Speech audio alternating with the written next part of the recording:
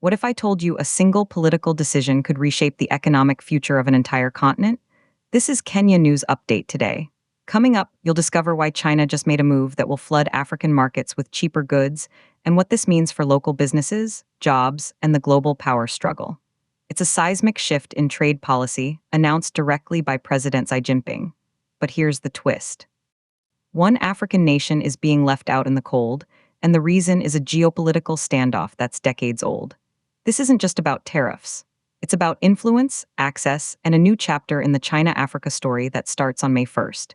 Meet the 53 African nations about to get a massive boost. From Nigeria to South Africa, from Kenya to Ghana, the list is nearly comprehensive. The announcement, made on Saturday, February 15th, 2026, promises to scrap import tariffs for goods coming from these countries into the world's second-largest economy. For a farmer in Kericho or a manufacturer in Nairobi, this means their products could suddenly become much more competitive on the massive Chinese consumer market. It's another hurdle lowered, as the report states, for more Chinese-African trade. But here's what nobody's talking about.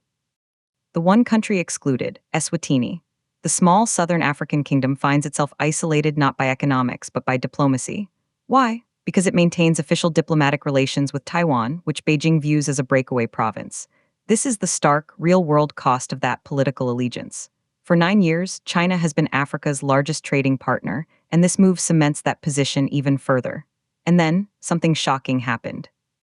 This policy was announced the same day the African Union was holding a major summit, raising questions about whether the bloc is addressing the real issues facing the continent. Is this generous partnership or strategic dominance? Here's the part that will blow your mind. This tariff elimination isn't happening in a vacuum. Look at the news ticker from that very day. South Africa launches a major vaccine campaign for foot and mouth disease in cattle. Nigeria suffers another deadly armed attack on villages. The continent is grappling with security and health crises. Meanwhile, China offers a sweeping economic lifeline. The contrast couldn't be more dramatic. It's a classic play, offer solutions where others see problems. But if the goods flow freely into China, what flows back? More finished products? More debt? More influence? The implications are massive and controversial. Some say this is the win Africa needs, a chance to truly industrialize and export to a guaranteed market. Others warn it's a trap, that local industries will be crushed by a flood of cheap Chinese imports in return, turning Africa into a permanent raw material supplier. The tension is real. But here's the unanswered question that keeps leaders up at night. If this deal is so good, why is it unilateral? China sets the terms.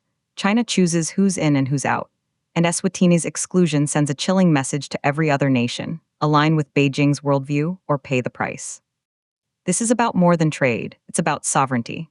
For the Kenyan business owner, this could mean new opportunities. For the Tanzanian farmer, potentially higher prices for their crops. But for the Senegalese tailor competing with imported clothes, it could mean ruin.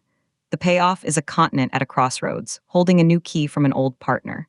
Do you think this tariff move is a genuine partnership or a strategic power play? Drop your take in the comments. And remember, this policy takes effect on May 1st. The countdown to a new trade era has begun.